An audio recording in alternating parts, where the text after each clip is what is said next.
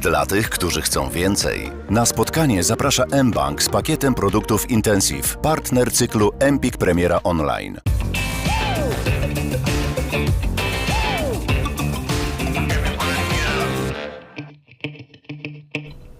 Ten charakterystyczny dźwięk oznacza, że już czas usiąść wygodnie i założyć się na uszy słuchawki, aby posłuchać doskonałej muzyki. Kłaniam się Wam nisko i zapraszam na kolejną dziś premierę online Empiku. Tym razem będzie mnóstwo muzycznych wzruszeń, będzie trochę mroku, będzie trochę lęku, ale będą tacy faceci, którzy potrafią z tej muzyki wycisnąć naprawdę każdą ostatnią kropelkę. Ja nazywam się Justyna Dżbik-Kluge, jestem jedną z prowadzących premiery online Empiku i witam Was bardzo, bardzo serdecznie, zachęcając do tego, abyście byli z nami cały czas, komentowali nasze spotkanie, zadawali naszym gościom pytania. O tych gościach więcej za chwilę, bo na razie ukłon i uścisk od całej naszej ekipy, która przygotowuje dla Was to spotkanie i od wspaniałego duetu tłumaczy, którzy będą nas podczas tego spotkania wspierać. Nasz tłumacz języka migowego, elegancki i chyba w innym kolorze niż widziałam go pół godziny temu, Bernard Kinow, a na żółtej kanapie Empiku niepodrabialna Ania Rosiak, która pomoże nam dzisiaj z tłumaczeniem z języka angielskiego, bo przenosimy się, drodzy Państwo, do Anglii. Zabieramy Was dokładnie do Ealing, bo tam swoje pierwsze kroki muzyczne, ale też życiowe, podobno od lat się przyjaźnią,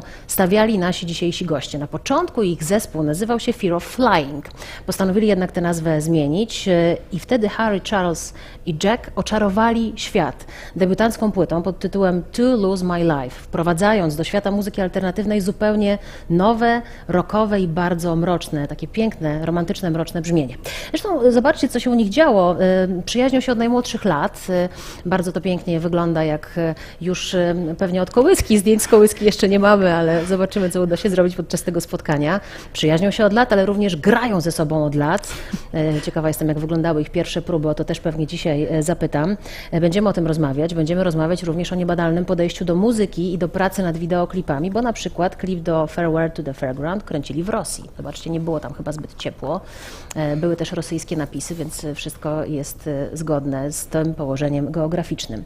Pogadamy dzisiaj również, drodzy Państwo, o nieformalnych członkach zespołu, bo jest ich teoretycznie 3, ale jest taki pewien puchaty mężczyzna, który być może decyduje w ogóle o tym, jak wygląda ich funkcjonowanie, może on z nimi komponuje. Będziemy też rozmawiali o pasjach pozamuzycznych, bo panowie sporo robią, poza tym, że wspólnie nagrywają. Jest i fotografia, i sport, i wspinaczka. Tutaj fotografia i to ciemnia, nieco bardziej klasycznie. Są również fanami piłkarskimi, ale kiedy się wyrywają ze studia i chcą trochę wyczyścić głowę, to proszę bardzo, jakie emocje na twarzy, lubią się powspinać. Najbardziej jednak będziemy dzisiaj mówili o tej płycie, którą Wam polecamy, płycie, z której materiał będą prezentować na koncercie w Polsce 4 maja, zagrają w Progresji. Płyta o pięknym tytule, chociaż dodającym do myślenia. As I Try Not to Fall Apart, czyli jak się nie rozpaść, zespół White Lies z nami. Hello guys! Hello! Were that your pictures? Czy to były ich zdjęcia? Those pictures, yeah. Yeah, were that your pictures, yeah?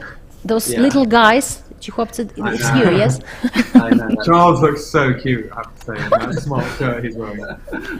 Tak. I think that was on the millennium, New Year's Eve, 1999 going into 2000. I remember I went round to Jack's house for the millennium.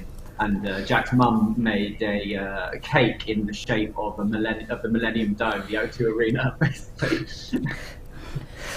Tak, to te zdjęcia, które widzieliście, to byliśmy my, to, które widzieliście nas jako najmłodszych, to było Nowy Rok, Sylwester z 99 na 2000 rok. Byliśmy wtedy u Jacka i pamiętam, że jego mama zrobiła wtedy ciasto w kształcie Millennium Dome, czyli takiego obiektu koncertowego arena. Do tych czasów, bo nie wiem, czy aż z przełomu 99 i 2000 będziemy dzisiaj wracać, ale na początek to, co nas dzisiaj ze sobą łączy, a więc premiera płyty As I Try Not to Fall Apart. Zastanawiam się, czy im jest trudno się teraz nie rozpaść na kawałki. So guys, of course we are going to come back to your past, maybe not 1999-2000, but maybe to your journey. But I would like, of course, to begin with your latest album, As I Try Not to Fall Apart. It's great, and the lyrics here are great. And I'm wondering, is it hard for you not to fall apart nowadays?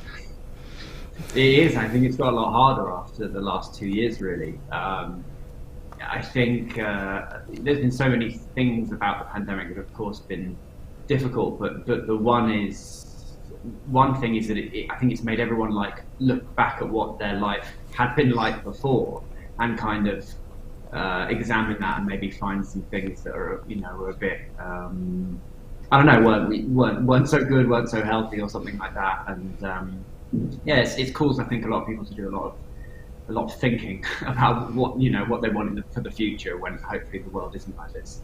Yeah. Tak, wydaje mi się, że szczególnie przez ostatnie 2 lata bardzo trudno było się w ogóle wszystkim nie rozpaść na kawałki.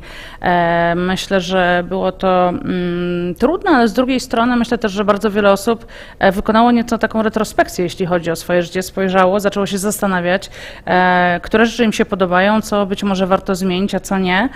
I wiele osób też zaczęło trochę inaczej myśleć o swojej przyszłości.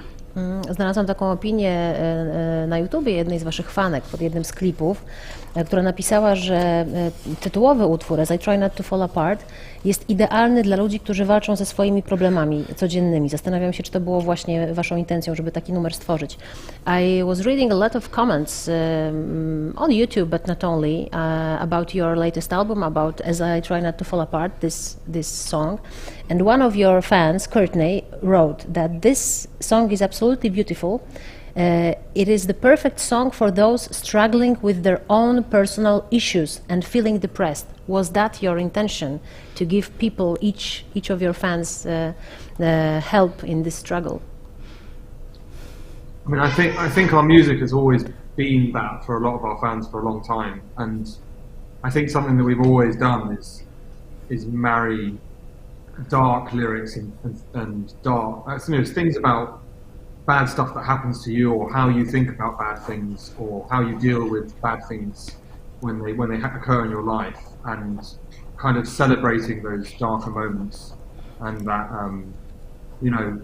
like relishing in that moment, because then it helps you to get over it and helps you to move forwards with it. That's what Wildeyes music's always been for me anyway, and like it's the darkness of lyrics contrasting with quite uplifting, often quite euphoric, rock / pop music, and I think that a lot of our fans would share that opinion, and that's the reason they come back to the shows, and the reason they sing the words of the songs.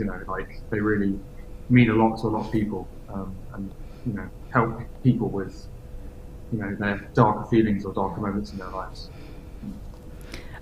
Wydaje mi się, że nasza muzyka od zawsze taka była właśnie, to znaczy zawsze staraliśmy się jakoś połączyć właśnie taką ciemniejszą może stronę ludzkiej natury, czy tego, co się w ogóle ludziom może przytrafić w życiu, z tym, jak sobie z czymś takim można poradzić. Bo wydaje mi się, że takie łączenie tych dwóch rzeczy sprawia, że jak się coś przepracuje, to łatwiej sobie z tym po prostu poradzić. I kontrastowanie tego właśnie z taką muzyką, która podnosi na duchu, taką rockową / popową nawet miejscami muzyką, to było zawsze coś, co myślę, że bardzo dobrze nam wychodziło, i mam wrażenie, że ludzie też, którzy przychodzą na nasze koncerty, czy w ogóle śpiewają nasze piosenki, nasze teksty, robią to właśnie dlatego, że te teksty do nich przemawiają i zostają z nimi w środku, pomagają im poradzić sobie z różnymi rzeczami. Skoro mówisz o tym, to mnie się kojarzy jeszcze inny komentarz. Załączyła go Joanna. I ona zadała takie retoryczne trochę pytanie, który inny zespół, który znacie, jest w stanie zachować taką świeżość i styl przez tak długi czas? So when you are saying, Harry, about this being with your fans for all those years and singing and doing music, making music in this way, you do it in White Lies, I found another comment by Joanna. She wrote something like this: what other recent band that you know of has kept its freshness and its style for so long? How are you doing this? I was just saying, I think it's just because, and I know this might sound like really, like every band would do this, but we basically put, I think, like 99% of our energy into writing and recording. Like that's where we feel like we have to shine, and that's where we feel we always have to get better. And we probably let a lot of other things slide, that other bands, spend more time with.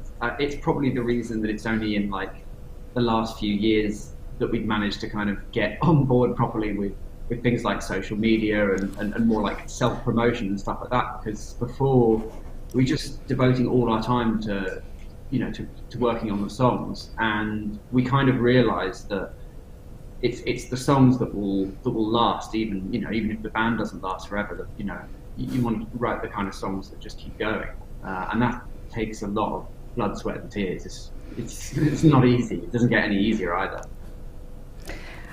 Wydaje mi się, po pierwsze to dzięki, bo to bardzo miłe słowa, ale wydaje mi się, że być może wynika to z tego, że naprawdę 99% naszego czasu i energii poświęcamy na to, poświęcamy na pisanie i nagrywanie piosenek. To jest to, w co wkładamy całą naszą energię. Zawsze staramy się być lepsi akurat w tym obszarze działania i myślę, że tym też może różnimy się od innych zespołów, bo jest też tak, że inne zespoły poświęcają swój czas na różne inne rzeczy. U nas na przykład to się objawiało tym, że dosłownie w ciągu ostatnich 2 lat dopiero kolokwialnie mówiąc ogarnęliśmy takie obszary jak media społecznościowe czy inne jakieś platformy, na których nas możecie spotkać, bo wcześniej w ogóle się tym nie zajmowaliśmy, nie mieliśmy na to czasu, ale dlatego wynikało to też z tego, że chcieliśmy pisać utwory, które będą na zawsze, pozostaną po prostu w annałach i uwierzcie mi, to jest dużo wysiłku, to jest krew, pot i łzy. No właśnie, ja trzymam w dłoniach efekt tego działania, kolejny zresztą bardzo udany w waszym wykonaniu, płyta As I Try Not to Fall Apart. Jestem ciekawa, jaka się kryje za nią historia, od czego ona się zaczęła, jaki był jej fundament. So you said, Charles, that it's not getting easier, but I can think that music is as easy as it used to be for you, to be done by you, and I'm having this album in my hands As I Try Not to Fall Apart. I'm wondering, what's the story behind the album? What's the fundament, the beginning of this music journey, of this music history that you create by this album? I think it all started when we were still locked down, which was a strange beginning for an album. You know, writing an album, that process for us is usually something that we do together.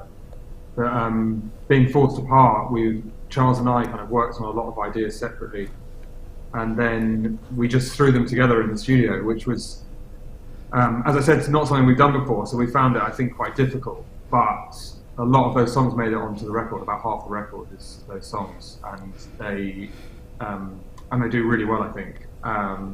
But then I don't know, we felt like we hadn't really finished the album after that first session, so we spent another 6 months writing together, which gave us the other half of the album.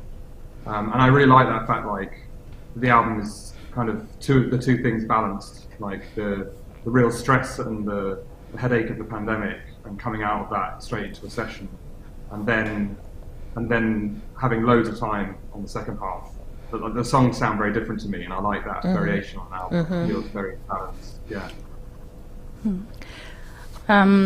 Sam pomysł na album i całą pracę nad nim zaczęliśmy tak naprawdę jeszcze w trakcie lockdownu, co było w ogóle dosyć takim dziwnym przeżyciem, dlatego że zazwyczaj jest tak, że pracujemy z Charlesem razem od samego początku, a tym razem no, po prostu to nie było możliwe. I tak naprawdę bardzo dużo rzeczy musieliśmy robić spędzając czas osobno, więc było to inne doświadczenie i było to też trudne doświadczenie, powiem szczerze. I w ten sposób powstało mniej więcej połowa materiału na album.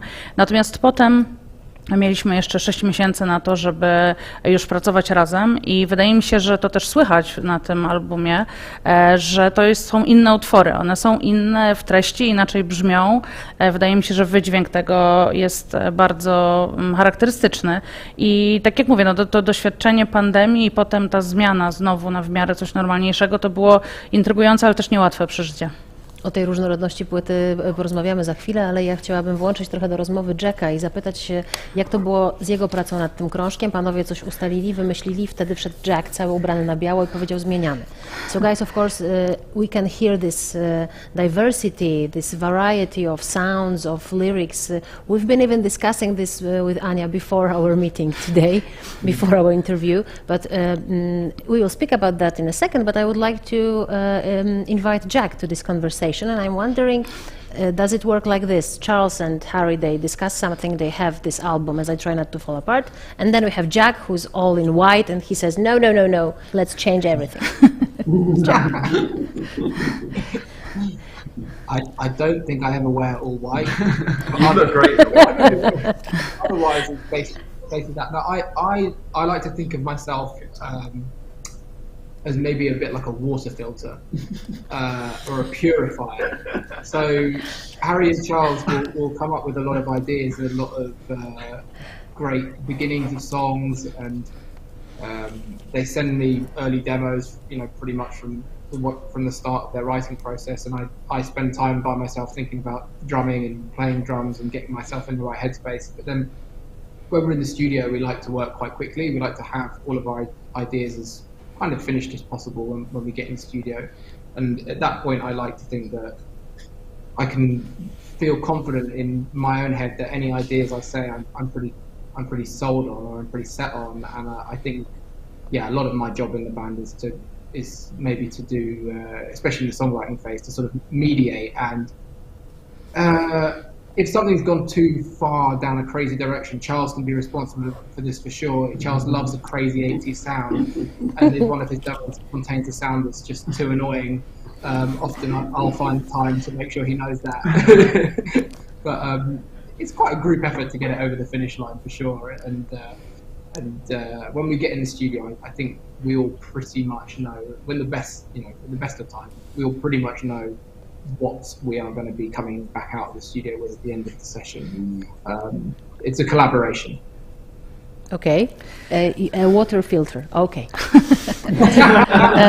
Got that. Jeśli chodzi o mnie, to postrzegam siebie jako filtr do wody, albo może lepiej nawet powiedzieć taki oczyszczacz, bo jest tak, że rzeczywiście Harry i Charles, jak wpadają na różnego rodzaju pomysły, przesyłają mi swoje demo, układają początki utworów, początki piosenek. Ja wtedy zazwyczaj spędzam czas nad tym, że siedzę, zastanawiam się, jak tam wejść ze swoją perkusją, jak to sobie wszystko ułożyć w głowie, bo prawda jest taka, że jak już wchodzimy do studia, to ja bardzo lubię wiedzieć, na czym stoimy, nad czym będziemy pracować i jak będziemy to robić. I myślę, że w ogóle tak lubimy właśnie jako zespół pracować, to znaczy wiedzieć, po co wchodzimy do studia i co się tam wydarzy. Czasem jestem też takim trochę mediatorem, bo zdarza się, że Charles przychodzi z tak szalonymi pomysłami na dźwięki, że czasem, no nawet zdarzył się taki przypadek, że tak wkurzający dźwięk wymyślił, że musiałem mu o tym powiedzieć, ale doszliśmy do porozumienia, także tutaj musiałem trochę go ściągnąć do parteru. A tak poważnie mówiąc, to tak jak mówię, jak wchodzimy do studia, to wiemy, nad czym pracujemy i tak naprawdę wchodząc tam wiemy mniej więcej, z jakim materiałem chcemy ze studia wyjść. Także to już jest ten etap współpracy ścisłej i idzie nam nieźle. No właśnie, to skoro o tym mówisz, że wchodząc do studia wiecie, nad czym pracujecie i wychodzicie z tym, co sobie założyliście, ale tutaj pojawił się ten motyw jednak różnorodności utworów powstających w różnych etapach, tak to nazwijmy. Porozmawiajmy chwilę o tej różnorodności. Jak ona wyglądała przy As I Try Not to Fall Apart. So Jack, you said about that you come to you go into the studio, you know what you want to do, and then you leave the studio with this idea, with that plan that you had. But let's concentrate on As I Try Not to Fall Apart. You said that this is a diverse album, speaking about music and lyrics, but is it diverse on purpose, or is it diverse because you were recording it or thinking about it in parts? I think that I think that it's diverse probably on purpose, to be honest. I think like when we were making this record, I think it kind of occurred to us that the way a lot of people listen to music isn't to listen to entire albums anymore. That's not to say we don't want to make a great album that sounds fantastic from start to finish, but I think there's less pressure to write an album or record an album that sounds exactly the same with every song. And so if a song was sounding quite poppy, like the title track, As I Try Not to Fall Apart, sounds like a pop song, then we pursued it down that road. And if there was a song that sounded like a sort of 80s rock hit, like Blue Drift or something, then we push it to that extreme. It didn't need to be that all 10 songs sounded like they were made at exactly the same time. I think there's a deliberate element of diversity on the album, but I do like to think that it still works well if you listen to it from first song to the last song. Wydaje mi się, i chyba mogę mówić tutaj za nas wszystkich, że to był nasz cel, ta różnorodność, o której mówisz, bo kiedy nagrywaliśmy ten album, to uświadomiliśmy sobie jedną rzecz, to znaczy, że ludzie w tej chwili nie słuchają muzyki tak jak kiedyś, to znaczy rzadko się zdarza, żeby ktoś słuchał płyty od początku do końca. I nie chcę tutaj powiedzieć, że to sprawia, że można nagrać słabszy album, bo na przykład te piosenki czy te utwory nie muszą ze sobą współgrać i nie muszą tworzyć całości, ale prawda jest taka, że trochę zdejmuje to taką presję, takie ciśnienie z artystów, przynajmniej my to tak odbieramy, chociaż cały czas staraliśmy się oczywiście stworzyć i mam nadzieję, że to się udało, stworzyć album, który tworzy pewną całość. Natomiast kiedy przychodziła nam do głowy jakaś popowa nuta, to szliśmy w tym kierunku i kiedy znowu następny utwór bardziej wychodził nam w klimacie takich lat 80., takiego rocka lat 80., to znowu stwierdzaliśmy, dobrze, pójdźmy w tę stronę, nagrajmy coś takiego i to nie musi być wszystko na jedną właśnie nutę czy w jednym stylu. Natomiast, tak jak mówię, no mam nadzieję i mam wrażenie, że udało nam się stworzyć jeden spójny album mimo wszystko. No jasne, że tak się stało. Ja mam takie poczucie, że trzeba teraz posłuchać trochę muzyki, bo o muzyce się świetnie gada, ale też doskonale jej się słucha. Guys, I think that we need to listen to the music, to your music for a second. I would like to show you, you know that of course, I would like to show you to our Polish audience part of your song as I try not to fall apart now. The way, ain't that the way you always unwind my head and make the bed like Sunday? Ain't that the way, ain't that the way you get me talking to the dead and questioning if I'm alive at all? Why every morning waking up must I try not to fall, must I try not to fall apart? You take me in your grateful arms and I try not to fall. Oh, I try not to fall apart. It's not the way a man like me behaves. It's not the way the world would have me play my part.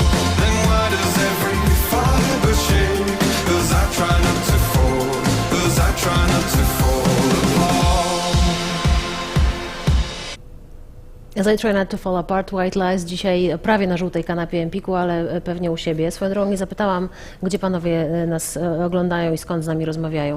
I just said that you are almost here with us in Empik on our, yellow couch, but I forgot to ask you, where are you now at the moment? In Ealing? No? We're actually very close to Ealing. We're about 15 minutes from Ealing, in a place called Acton in West London, we're at my house. These two came over. Jesteśmy całkiem niedaleko Ealing, jesteśmy w Acton, czyli w zachodnim Londynie, w moim domu.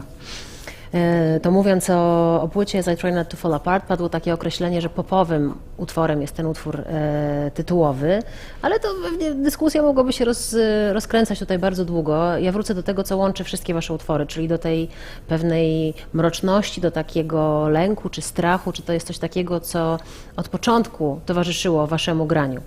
Speaking about As I Try Not to Fall Apart and about what is common for all the songs here and what is the story of, I think, all the songs that you are making is this darkness, this anxiety, this feeling that there's something bad going inside, deep.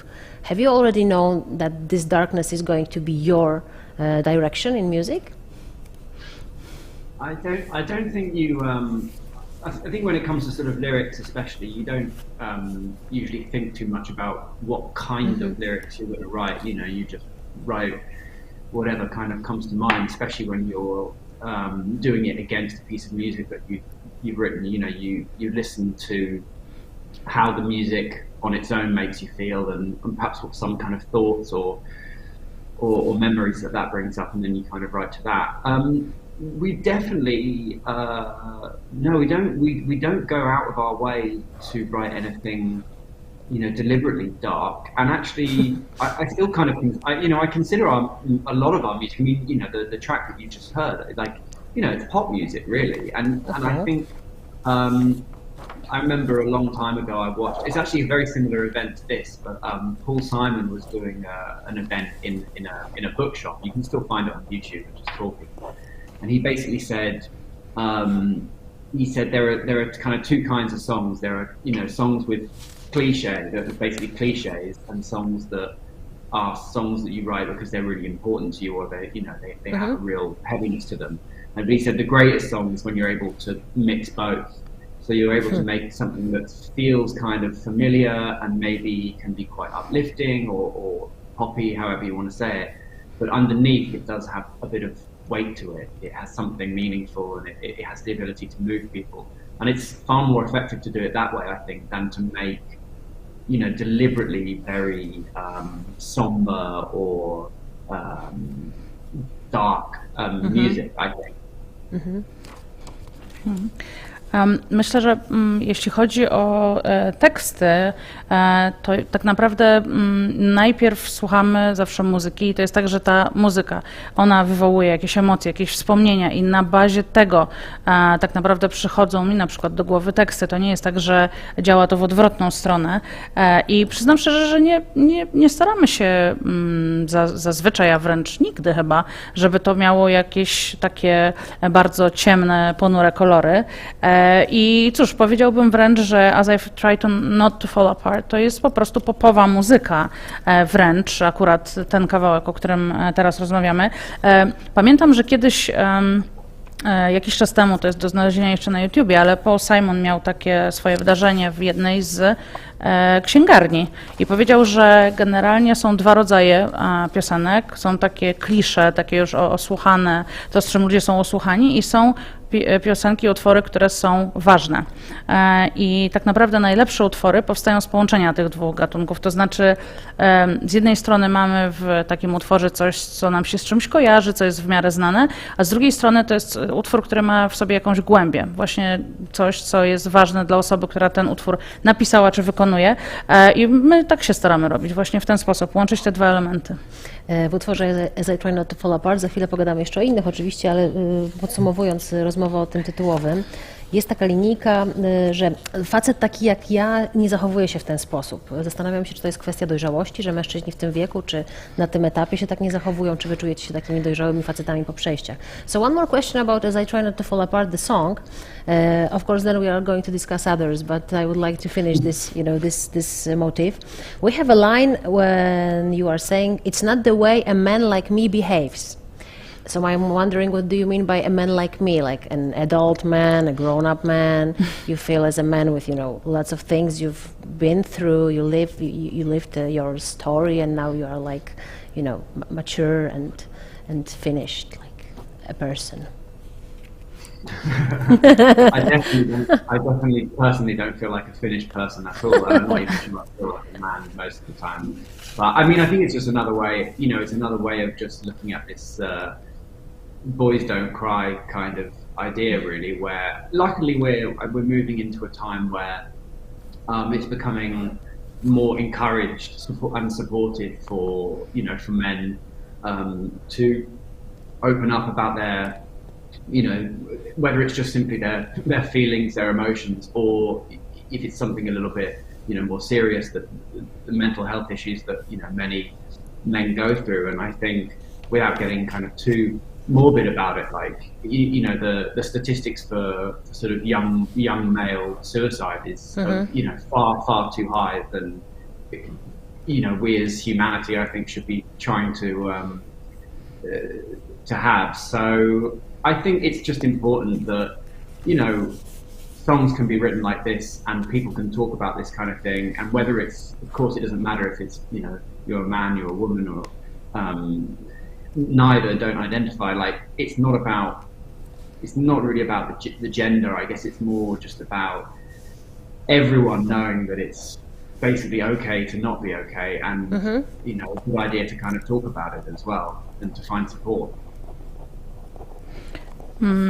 Zdecydowanie nie czuję się jak mężczyzna taki w pełni dojrzały, bardzo często wręcz odwrotnie, ale mówiąc bardziej poważnie, to jest akurat taki wers, który przywodzi mi na myśl taką rzecz, która w tej chwili, mam nadzieję, znaczy nawet nie mam nadziei, tylko widzę, że już się dzieje, to znaczy to, że mężczyźni mogą się bardziej otwierać ze swoimi emocjami, tak? Wiemy, że nie zawsze tak było, mam wrażenie, że teraz jest to coraz bardziej akceptowane, mówienie otwarcie o emocjach, o uczuciach, też w przypadku mężczyzn, co jest bardzo ważne, dlatego że jest jeszcze druga strona medalu, to znaczy wiemy, że statystyki dotyczące samobójstw wśród młodych mężczyzn są zatrważająco wysokie, zdecydowanie za wysokie, i to jest też sytuacja, którą trzeba zmienić.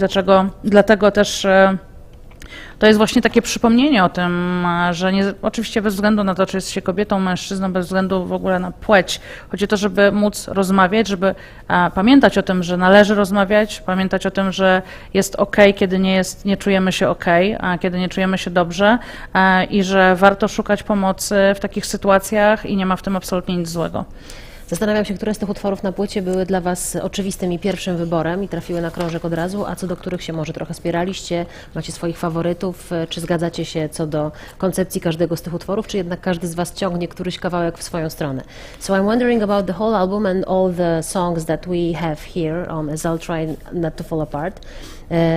Do you agree about all the songs, or do you have your favorite ones, your favorites, and do you think that all the songs were the first choice, or you had to argue about them in the very beginning, which should go on the album or not? I think we definitely had a bit of back and forth about the track listing, but it didn't take us very long to agree what the songs should be. I think it was very obvious. And actually, it was a great luxury on this album that we had so many songs to choose from. We don't usually record that many for an album session, but obviously we did 2 sessions this time. So we had like 16 tracks in the end, I think, something like that. So that was a great luxury, and it was just a matter of choosing the 10 best songs, really. And we were able to do that without too much argument. Yeah, we got away with it. Cóż, na początku było trochę przeciąganie liny, tak bym to nazwał, ale na szczęście szybko doszliśmy do porozumienia.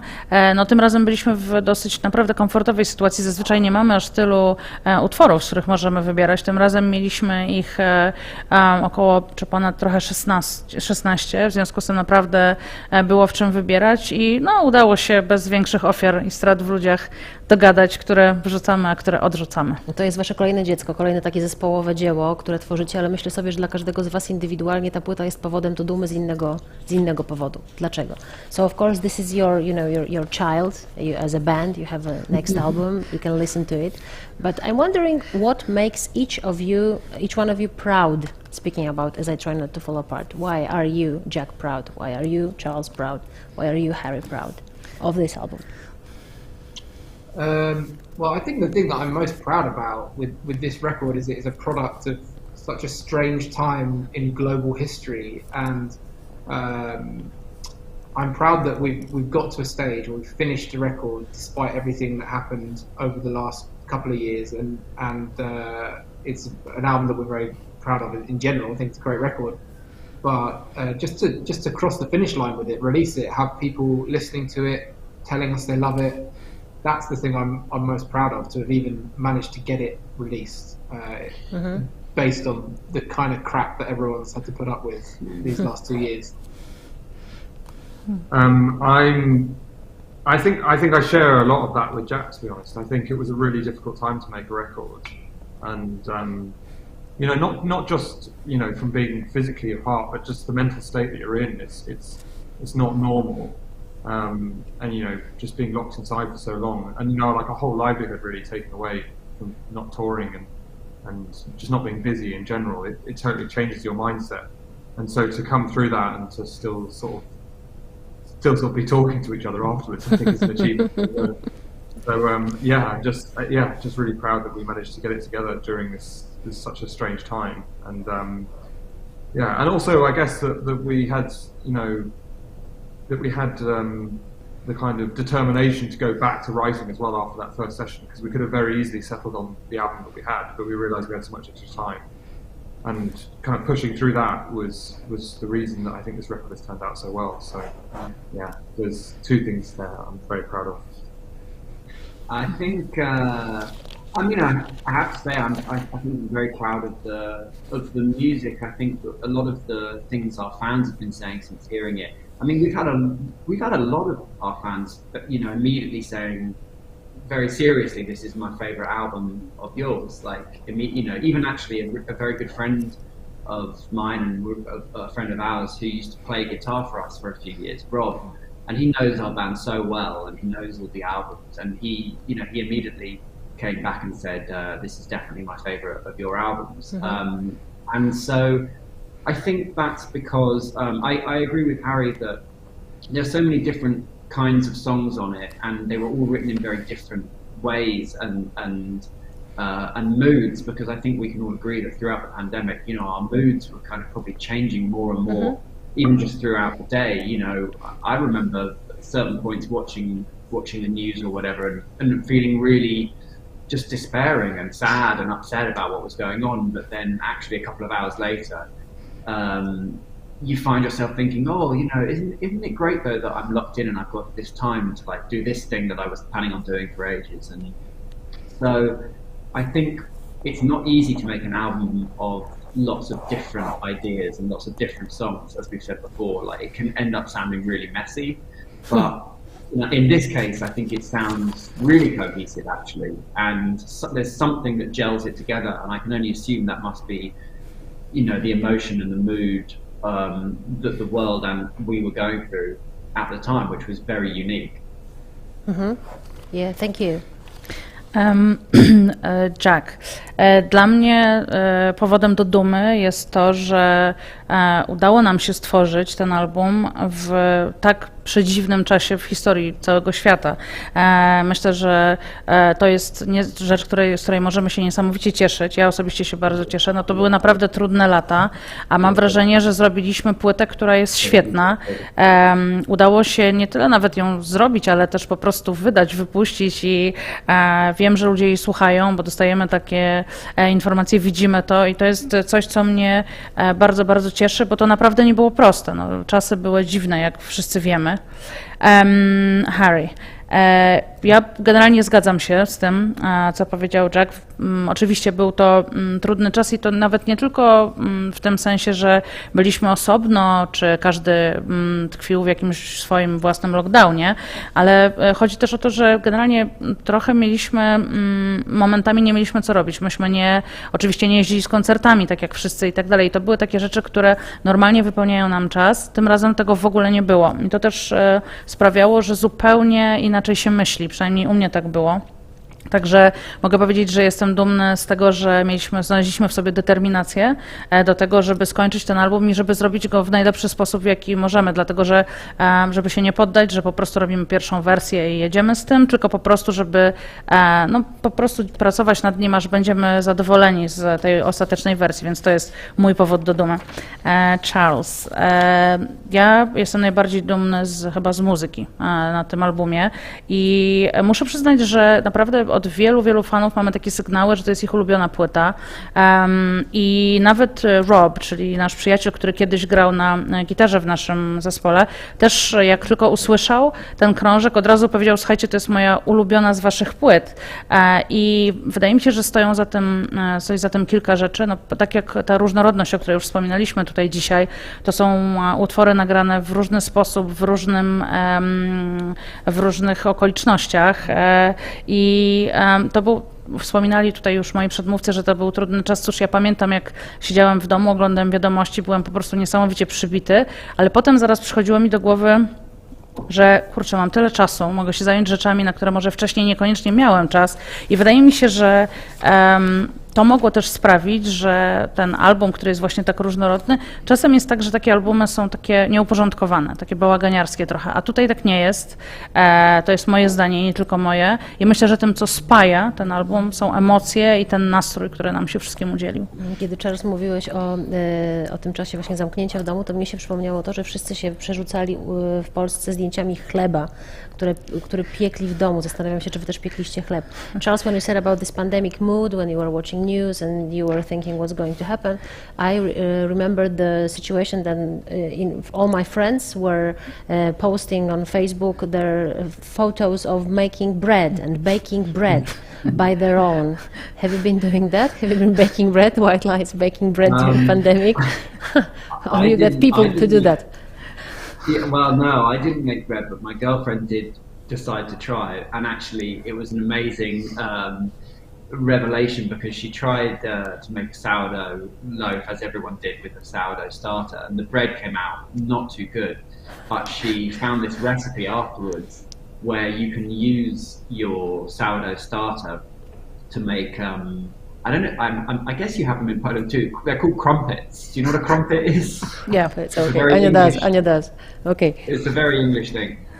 But anyway, you can when you're like growing up, whenever you eat one from like the supermarket.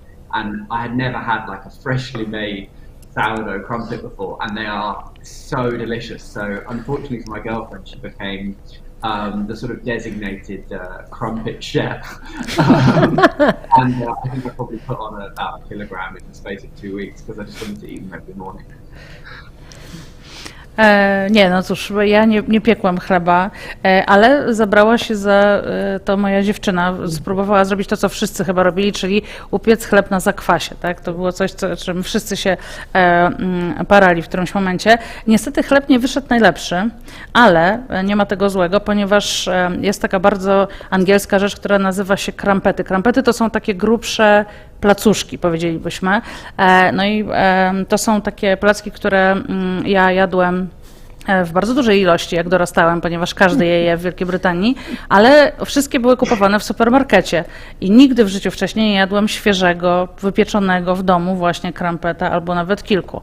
No i muszę powiedzieć, że to było absolutne objawienie. No i moja ukochana została chcąc nie chcąc mianowana szefową kuchni do spraw krampetów i w tej chwili po prostu musi je robić bardzo często. Ja trochę przytyłam z tego powodu, ale to nie szkodzi, bo smak jest po prostu wow. Panowie powiedzieli, że ten czas jest wyjątkowy, bo wielu z nas spojrzało w przeszłość, zastanowiło się nad tym, co się udało, co się nie udało, jakie plany przed nami. I o tym teraz porozmawiamy, o tym, jak panowie szli, którędy szli jako zespół White Lies, aby dojść do tego punktu, w którym się spotykamy, czyli do premiery krążka As I Try Not to Fall Apart.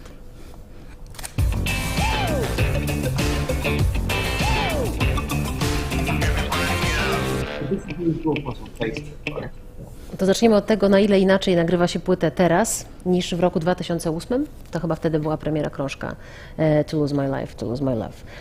So let's begin with, because I would like to speak a bit about your journey that you had to come to the point that you are now, from the beginning of your band. What is different in recording album? Speaking about 2008, when you were releasing your first album as White Lies, To Lose My Life. And today with As I Try Not to Fall Apart. You can say everything is different. You can say everything is different.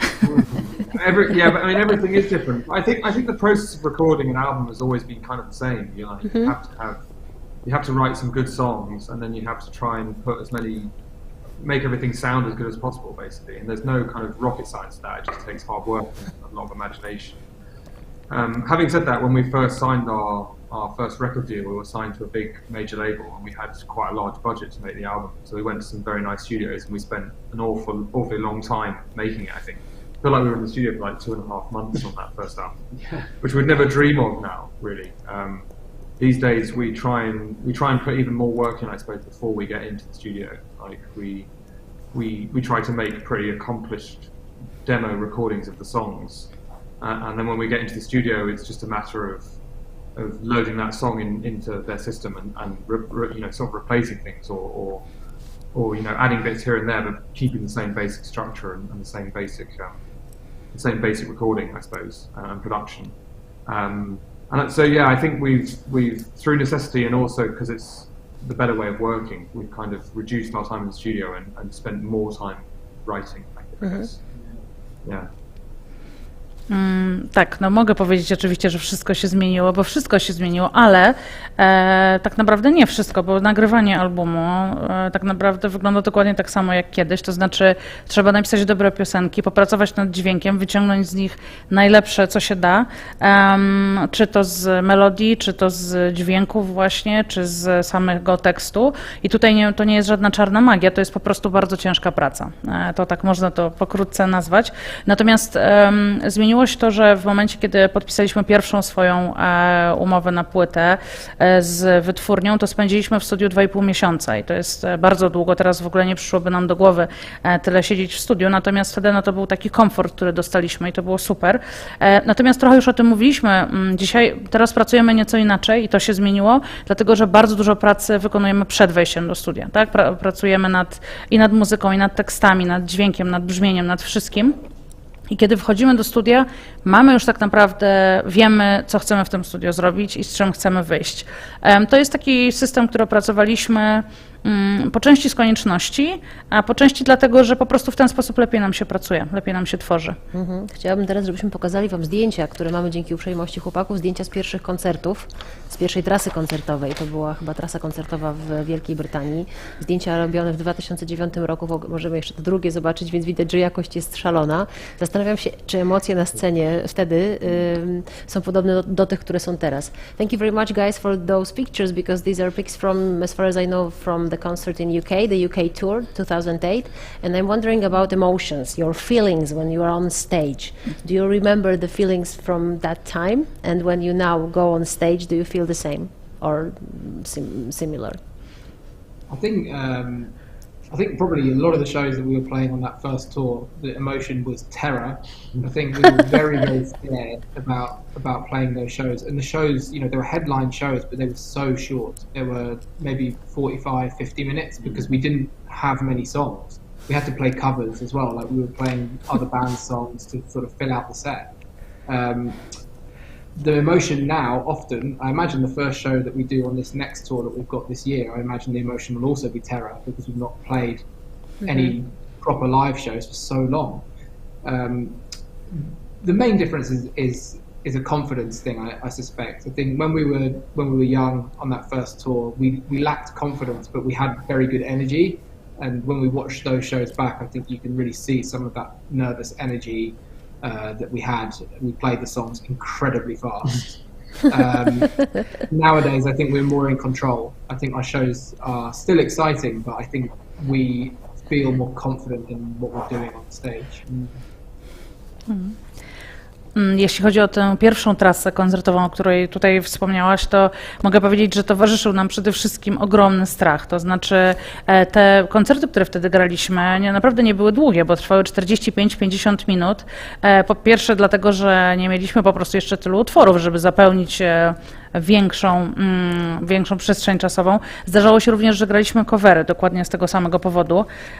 I cóż, wydaje mi się, że w tym roku nasza trasa koncertowa też będzie trochę przepełniona strachem, bo już od lat mogę powiedzieć, że nie graliśmy żadnych koncertów na żywo. Ale oczywiście jest tak, że kiedyś to byliśmy dużo mniej pewni siebie, nie mieliśmy takiej pewności. To myślę, że widać, jak się posłucha tych naszych pierwszych występów, bo mieliśmy bardzo dużo energii, ale właśnie brak tej pewności i on się objawiał tym, że graliśmy niektóre utwory niesamowicie szybko. Teraz już tak się nie dzieje i tak jak mówię, wydaje mi się, że nabraliśmy takiej ogłady i takiej pewności, która jest też widoczna na scenie. To chciałabym, żebyśmy pokazali jeszcze jedno zdjęcie, takie, na którym jesteście we trzech, czarno-białe, z początków waszego grania. Nie to z tortem, gdzie jesteście małymi chłopakami, ale trochę starsi, to jest pewnie jedno z pierwszych zdjęć. O właśnie. Jestem ciekawa, jaka jest historia za tym zdjęciem i czy to jest, co sobie wtedy myśleliście, kiedy pozowaliście. So guys, you can see again this picture. I would like to ask you about the story behind this picture. What were you thinking when you were, posing striking a pose for this picture? What was the moment in your band's life then? I think it was on our first trip to America. We went and there's a sort of festival that happens in New York called CMJ, where lots of bands come and play in different venues around the city. I think it was during that. If it wasn't there, then it was in LA on the same trip. But it wasn't even, I don't even think it was a very significant photo shoot for anything. It was just backstage at a venue that we were playing. And I don't know, I can't even remember what it was for, but all I know is that particular photo is a Polaroid that I had. I took the Polaroid, and said, do you want to keep it? So I don't know where the other images from that shoot went. I feel like, maybe, my mind says maybe it was like a Rolling Stone online thing or something like that. But anyway, that would have been on our first trip to America, which I guess was in 2009, wasn't it? Yeah. And we were very young. We had a friend who could kind of sneak us into wasn't it 2008? Did we go to, I thought it's where we traveled the world. 2008. Yeah, we went to Japan and America. Maybe it was, yeah. And we were how old were we? Like 19 or something. Yeah. Yeah, I think we were like 19, and so we couldn't get into any bars and stuff. And but we had a friend who knew all the bouncers, and she'd sneak us in basically somewhere, and then say, okay, we have to stay here all night now because I don't think we'll get in anywhere else. So you sit down, enjoy. Wydaje mi się, że to zdjęcie, które przed chwilą widzieliście, to jest fotka z naszej pierwszej wizyty w Stanach Zjednoczonych. I to chyba akurat zostało zrobione w Nowym Jorku. Pojechaliśmy tam na taki festiwal, który zakładał granie różnych zespołów w różnych klubach w całym mieście. A jeśli to nie jest tam, to jest w Los Angeles, ale podczas tego samego wyjazdu. No i to akurat zdjęcie zostało zrobione, jak siedzieliśmy jakby za sceną, czekając na występ. I to jest zdjęcie, które było zrobione polaroidem, też to z takich ciekawostek. Wydaje mi się, że to był rok 2009 albo 2008, coś takiego. No cóż, śmieszne jest to, że byliśmy wtedy na tyle młodzi, mieliśmy po 19 lat, że tak naprawdę nie mogliśmy jeszcze legalnie w ogóle wchodzić do klubów ani nic robić. W związku z tym mieliśmy taką naszą koleżankę, która nas wprowadzała w różne miejsca i za każdym razem, jak już gdzieś weszliśmy, to mówiła, słuchajcie, no to już tutaj chyba musimy przesiedzieć do rana, bo jak stąd wyjdziemy, to już nigdzie nas indziej nie wpuszczą. No i taka to była ta nasza wyprawa wtedy. No właśnie, zjechaliście wtedy pół świata. Za chwilę zobaczymy się w Polsce. 4 maja koncert White Lies w Progresji. 16 koncertów w Polsce. Myśleliście sobie kiedyś o tym, dlaczego nas ci Polacy i te Polki tak kochają? Soon we will be able to see you here in Poland again, the 4th May in the club called Progresja. I hope that this concert will be just great for you. As far as I know, you've been to Poland for 16 concerts and 2 DJ sets. I've read that. Yeah. And That I'm sounds wondering, about right. Yeah. have you been wondering why those Polish people love us so much? Why Polish people love our music so much? Because I think that there must be something behind this situation. That's a really interesting one, you know, because I remember actually right at the start of our careers, one of the first things that really made me feel like White Lies was a real success was that we got told by probably our manager that we were getting loads of radio play in Poland, and it was the first country outside of the UK where I remember hearing that White Lies was sort of a real thing, and I found it so shocking and strange. And I think there's been a genuine connection with our Polish fans, like from before we even released the first album. I feel like they've been there for a really long time. So I always have a really special sort of memory of Poland being the first country that really maybe embraced the band outside the UK. And I even remember the first show, just being very taken aback by how much it sort of kicked off. Yeah, That was Heineken Open, right? I think the first time we ever played in Poland was that Heineken Open. Yeah. And it was insane. Right. Like we you know the festival, and our bus had broken down in Germany, I think, or maybe it was we were in Poland at that point. Anyway, it broke down, and we for a long time in the afternoon thought we might not make it to the show, but they sent some people to come and collect us with our equipment. And we arrived like just in time, and we had no idea what it was going to be like. We knew we was playing in a tent, and I remember still very vividly when we walked up the stairs onto the stage, like the sound of and the lights went down. The sound of the audience was so loud that it actually kind of scared me, because I was like, "There's a mistake here. Like something's wrong. Like this can't. We've never played here before. These people can't be screaming like." For us, and we just played it was such an amazing show. It was like our favorite show, you know, for so long. We always talked about it. The audience was just amazing. Yeah.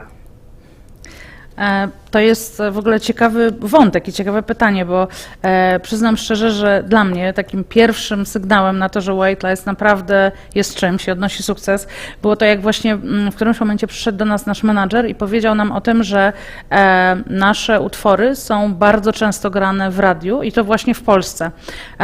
I pamiętam, że zszokowało mnie to, bo to był pierwszy kraj poza Wielką Brytanią, w którym właśnie nasza muzyka była grana do tego stopnia i mam wrażenie, że ta nasza więź z fanami tutaj w Polsce nawiązała się w ogóle zanim przyjechaliśmy na pierwszy koncert i zawsze to jest miejsce, to jest kraj, z którym mamy naprawdę wyjątkowe wspomnienia i doświadczenia. I pamiętam, że jak przyjechaliśmy tutaj pierwszy raz, to po prostu wgniotło nas praktycznie w siedzenia i w scenę, dlatego że pamiętam, że jechaliśmy na festiwal, na którym mieliśmy grać i jechaliśmy bodajże z Niemiec, albo może już byliśmy w Polsce, nie pamiętam. W każdym razie było tak, że zepsuł się nasz autokar, którym jechaliśmy.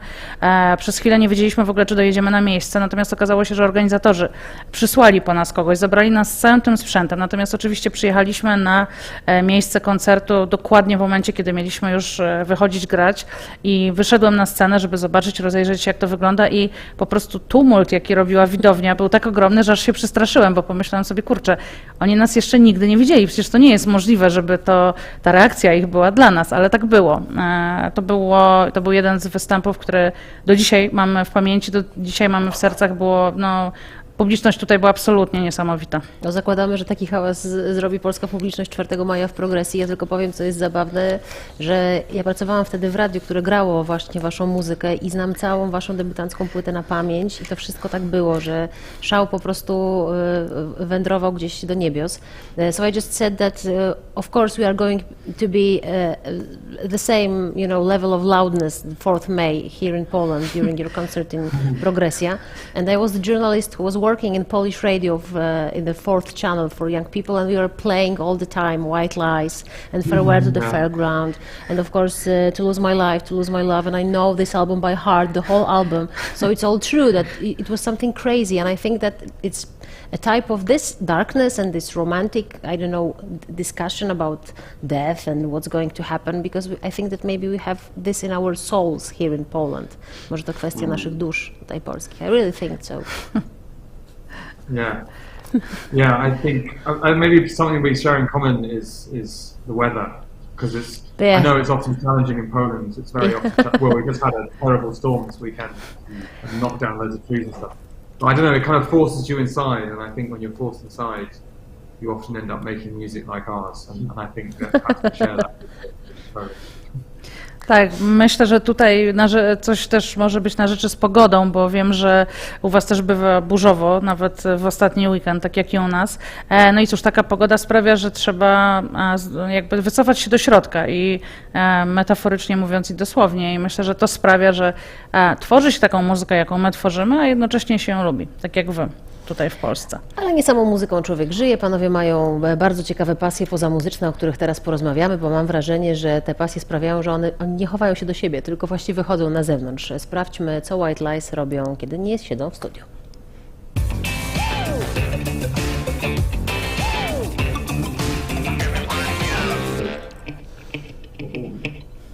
Pasja to jest coś, co bez wątpienia czyni człowieka radosnym, więc zacznijmy od Jacka, który z tego co wiem bardzo lubi krzyczeć na meczach futbolowych. Poprosiłabym o taką krótką prezentację fotograficzną. Jack, który jest kibicem zespołu Queen's Park Rangers, tak sobie to sprawdziłam. O właśnie. So Jack, I would like to begin with you because I would like to speak a bit about, what you like to do when you are not in the studio and situations that make you, feel enthusiastic. Are you very loud during the sport competitions when you are there?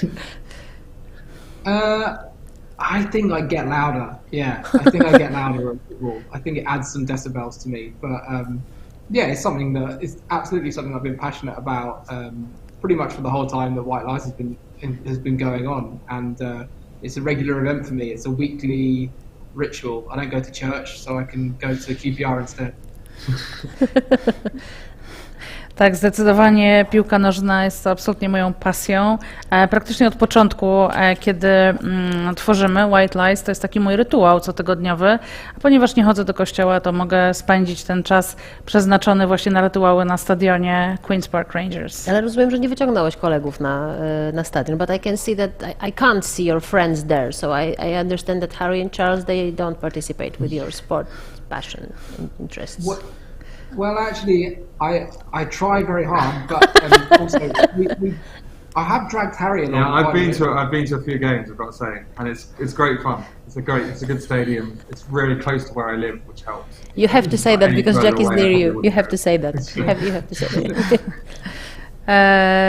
Tak, no nie do końca mi się udało wszystkich wyciągnąć, ale Harego udało mi się wyciągnąć na kilka meczów i bardzo mu się podobało. Stadion jest zresztą niedaleko miejsca, gdzie mieszkam, mówi Harry, więc to też pomaga w tym, żeby chodzić na te mecze od czasu do czasu. No to skoro Harry, to bardzo proszę, tutaj pasja wspinaczkowa, możemy jeszcze sobie przypomnieć te fotografie, bardzo mi się zresztą podobają te emocje, które się pojawiają na twarzy, kiedy się człowiek wspina.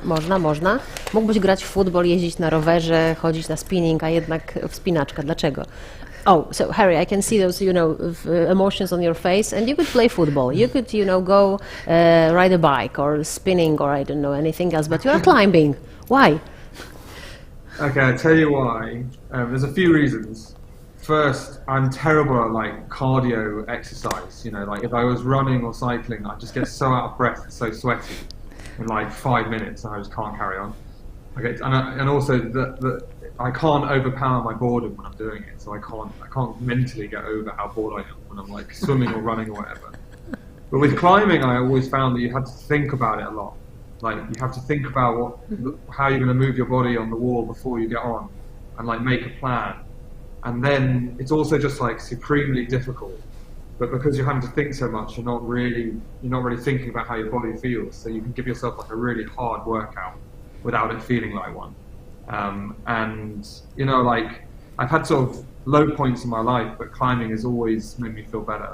And it's just like great exercise to clear your head and to work your body really hard. I love it. I can't tell people enough about how good it is. So if anyone's watching is thinking about going for a climb, do it.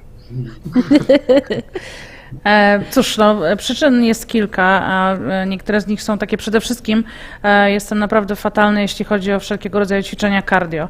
Jeżeli miałbym pójść biegać albo jeździć na rowerze, to generalnie po 5 minutach jestem trupem i w ogóle nie jestem w stanie się ruszyć. Poza tym bieganie jest też dla mnie trochę nudne, szczerze mówiąc. A jeśli chodzi o wspinaczkę, to wspinaczka jest zupełnie inna. Wspinaczka jest takim sportem, który wymaga bardzo dużo myślenia o tym, jakie się zrobi ruchy, gdzie i dlaczego, planowania bardzo dużo i szczerze mówiąc jest cholernie trudnym sportem. Dlatego jednocześnie, chociaż może tak nie wygląda, jest tak, że to jest bardzo taki wycisk daje się samemu sobie, będąc na ściance. A poza tym jest też tak, że mi wspinaczka zawsze pomagała, bardzo mi pomagała oczyścić głowę, kiedy miałem nie najlepsze momenty w swoim życiu, czy kiedy miewam. Czasem to jest zawsze świetny antidotum na taki stan. Dlatego, że jeżeli ktoś z Was, kto nas ogląda dzisiaj, zastanawia się, czy iść się wspinać, tak, just do it. No to słuchajcie, nie wspina się, nie piecze chleba, nie chodzi na mecze piłkarskie, ale fotografuje. Charles, poproszę o zdjęcie z ciemni, bo to jest ciekawe, że to jest taka fotografia analogowa. So Charles, you're not climbing, you're not a football fan, you're not baking bread, but you are, very interested in photography and like the old one, this analog, I could say, what is it like something interesting and important for you? Why? You said that one of those pictures was your Polaroid picture. So, as I understand, photography has been with you for a long time. Yeah, I've chosen the most unenergetic hobby. I burn many calories doing my hobby. But I think I've always been interested in photography. But I remember being very young, going on holiday with my parents, and my favourite thing was, that they would buy me a disposable camera in the airport or before we went from the chemist if we were driving somewhere. And I always just found it very exciting waiting for the photos to come back from the lab.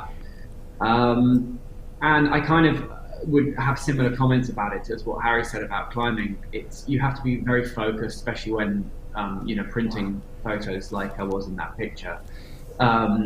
It's very quiet. It can be a little bit frustrating at times when things go wrong, but mostly it's very peaceful, and and so is taking photos. I think it makes you very present, and I like many people struggle with staying in the present. But when you're out taking photos, you have to be constantly looking at what's happening right now. You don't have any time to think about regrets or worries for the future or anything like that. So there is, in the same way as photography is capturing a moment, it keeps you in that moment as well while you're doing it. And I think it's healthy. I think it's a very healthy thing. A lot of us spend too much time in the past and the future. Cóż, jak widzicie, ja wybrałem takie hobby, które wymaga jak najmniej konsumowania energii, w przeciwieństwie do Jacka czy Harry'ego. Ale tak poważnie to, cóż, ja się zawsze interesowałem fotografią. Pamiętam, że jak jeździłem jeszcze jako dziecko z rodzicami na wakacje, to najulubieńszym moim momentem tych wakacji było to, jak kupowali mi jednorazowy aparat, kiedyś takie były, do robienia zdjęć. To było bardzo ekscytujące i bardzo lubiłem robienie zdjęć, ale także potem czekanie na to, jak one się pojawią, jak zostaną wywołane. I to mi też zostało, to zdjęcie, które widzieliście, to jest zdjęcie z ciemni właśnie, kiedy wywołuję zdjęcia i to jest, oczywiście czasami bywa frustrujące, bo czasem się nie udaje, ale generalnie przez większość czasu tam panuje cisza, spokój i taki wewnętrzny spokój też mi to daje.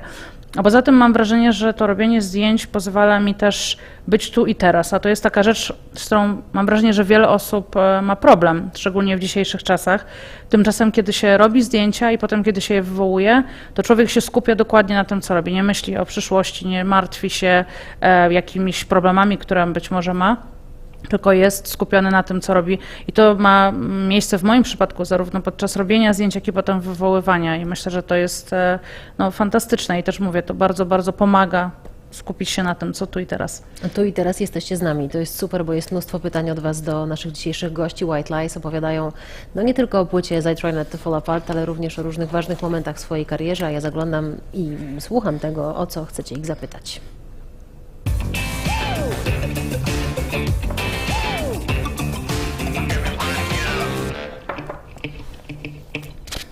So guys, we have some questions for you from your fans here in Poland. Yes, that's what I wanted to say. The first one is a video question. Mamy takie nagranie wideo przygotowane wcześniej, bo pytaliśmy o to, o co chcielibyście zapytać naszych gości. Posłuchajmy. Hi guys, how are you? I was wondering about a question, and I think you are quite a long time in this music industry. So what kind of advices would you give to your younger self nowadays? Oh, it's a really hard question to answer because I feel like every mistake we've made along the way has still led us to this point, and it's perhaps part of the reason that we're still going. And learning from those mistakes, I think, has made us better songwriters and better performers than we were when we first started. But advice, I think it would be to perhaps following on from something Jack said earlier, like how fast we played the songs when we were first starting out, and how much we sort of lacked confidence. I'd perhaps say to my younger self that what you're doing now is really good. It might be some of the best work you'll ever do, and you need to be confident about it. You need to really show it off to the world instead of hiding behind, I don't know, your self-doubt or your nervousness about performing or whatever else. So yeah, and that's probably the advice that I'd give to any young musician. You have to get used to performing and showing off what you can do, and being confident in your abilities. Pytanie było o to, że jesteście długo już bardzo w biznesie muzycznym i zastanawiałam się nad pytaniem i przyszło mi do głowy takie, jakie rady dalibyście sobie, swojej młodszej wersji siebie z dzisiejszej perspektywy. Cóż, pytanie trudne, ale jednocześnie dobre, dlatego że mam wrażenie, że te wszystkie błędy, które popełniliśmy po drodze, a było ich naprawdę mnóstwo, jednocześnie sprawiły, że jesteśmy w tym miejscu, w którym jesteśmy i jesteśmy takimi ludźmi, jakimi jesteśmy dzisiaj. To są błędy, z których wyciągnęliśmy wnioski, na których się nauczyliśmy czegoś i są, tak jak mówię, przyczyną tego, gdzie jesteśmy teraz. Natomiast jeżeli miałbym pomyśleć nad jakąś jedną główną radą, i to nie tylko dla siebie sprzed kilkunastu lat, ale w ogóle dla wszystkich młodych artystów czy muzyków, to jest walka z tym brakiem pewności siebie, bo należy pamiętać, wtedy bym sobie to powiedział, pamiętaj, że to, co robisz, jest świetne, te występy, które robisz na scenie, są naprawdę ekstra, pokaż to światu, na tym się skup, a nie na swoich nerwach i przyzwyczaj się do tego grania koncertów czy występowania przed publicznością, czerp z tego radość, ale też czerp z tego coś dla siebie. A ja czerpię z Waszych komentarzy i mnóstwo pytań dotyczy utworu I Don't Want to Go to Mars. Te pytania będą właśnie o historię tego kawałka. So, guys, I'm looking at all the questions from your viewers and from your fans here, and we have lots of questions about the song I Don't Want to Go to Mars. Łukasz, what is the idea behind I Don't Want to Go to Mars? By the way, the song is so catchy and simply amazing. Anna, was your intention to make some sort of reference to the past, to the song Bigger Than Us, while making I Don't Want to Go to Mars? The song is marvelous, reminds me of the first time when I heard about White Lies. See you at the concert soon. Well, thanks very much. That's great. I think we definitely knew when we started, or working on this one. This is a song that we wrote together with Ed Buller producing in the second half of the album, and I think we just knew from the first demo that it was going to be a pretty big, euphoric rock song in the same way as something like Bigger Than Us has been in the past, but we weren't sort of deliberately trying to reference anything like that. We're always thinking about what is right for the song that we're writing in that moment. And it was just we were of course still very much deep in the pandemic, and it was sort of so troubling to look and be aware of what was happening to the world, and to the people of the world, and to hear of people like Elon Musk making these quite sort of I don't know, what seemed like sort of flashy comments about, here's my plans to build on Mars and we'll colonize on Mars and all that kind of thing. It just felt like this is the wrong time to be, I mean, one, it sounds awful to me anyway, but just the wrong time to be focusing on another planet when right now actually ours is kind of not doing so well. And it's a very easy thing to be like, we'll just go to the next one, don't worry, we'll just go there. And it annoyed me, basically. And the more I thought about actually, so what would that be like? What would it actually be like living on Mars? And I could only imagine it being like basically sort of living in a shopping center in Dubai for the rest of your life. And it sounds awful. Dzięki za te komentarze, wszystkie fajne. A jeśli chodzi o sam utwór, to jest utwór, który stworzyliśmy już będąc razem, pracując nad nim razem, czyli tak jak, nie wiem, czy pamiętacie, wspominaliśmy, że album jest podzielony na dwie części, to powstawało w tej drugiej części i od samego początku wiedzieliśmy, że chcemy, żeby to był taki bardzo dynamiczny, euforyczny utwór rockowy, może coś właśnie w stylu Bigger Than Us, ale też nie chcieliśmy jakoś specjalnie do tego nawiązywać. Nie było takiego zamiaru. Jeżeli tak wyszło, to trochę niechcący. Natomiast cóż, nadal to był też moment, kiedy jeszcze trwała pandemia i to miała się całkiem nieźle, dlatego oglądanie tego, co się dzieje z ludźmi na całym świecie, po prostu było bardzo przejmujące i pamiętam, że wtedy też doszły do nas te komentarze takie, powiedziałbym, mało na miejscu, które wykonywał Elon Musk, mówiący o tym, że my tutaj sobie zaraz nie ma się co przejmować, bo polecimy na Marsa i tam w ogóle go skolonizujemy. Wydaje mi się, że ten pomysł w ogóle jest dziwny, ale już tak jakby wyczucia czasowego tutaj nie miał żadnego, bo kiedy twoja własna planeta nie dzieje się z nią najlepiej, to mówienie takich rzeczy jest co najmniej naprawdę nie na miejscu. Natomiast też zaczęliśmy się zastanawiać, jak to będzie, jak to może wyglądać to życie na Marsie i cóż, doszliśmy do wniosku, że to by było jak życie w jakimś takim jednym wielkim centrum handlowym w Dubaju, czyli taki koszmarek trochę. No to nie zakończymy koszmarkiem, zakończymy czymś, myślę, bardzo wzruszającym. Chciałabym prosić jeszcze o pokazanie jednego zdjęcia, na którym Harry jest z pieskiem, bo ten piesek to jest chyba ten sam, który nam się pojawił prosto ze studia. So guys, I would like to end not with something bad like, I don't know, a mall in Dubai, but something very nice. We need to have a dog or a cat, we are online, so when you are online, we just need to have a dog or a cat, so thank you very much for this dog. During our interview, I heard some kind of sounds like huff huff. Was that a child or was that a dog? That's a dog. I'll see if I can get him. Is that the dog? Is that the dog? This one or? No. I just wanted to ask you: is that a member of your band? Does he have any influence on your music? Just in the end. The one in the photo is a dog that I look after. I have looked after a lot over the last 10 years or something. Called Louis, but this is Harry's dog Johan, who lives here. He's very cute. He's been very Yes, good. he I'm, is. I'm sure you could hear him. He'll start squeaking again. Yes, like a child, yeah. Child, a dog. Take it. Cóż, jeśli chodzi o psa na zdjęciu, to był pies, którym Charles opiekował się. To był pies przyjaciół przez ostatnie 10 lat, pies Louis, a tutaj przed chwilą widzieliście psa Harego, równie pięknego i słodkiego, który wydawał swoje psie odgłosy. Słuchajcie, bardzo Wam pięknie za wszystko dziękujemy. Wam za wszystkie super pytania. Mam nadzieję, że zobaczymy się w takim składzie na koncercie 4 maja w Progresji. Wam panowie wielkie dzięki i za nową płytę, i za pieska cudownego na koniec, i za całą tę drogę, o której nam opowiedzieliście, za fajne wzruszenia z tych pierwszych koncertów. Guys, thank you very much for our meeting today.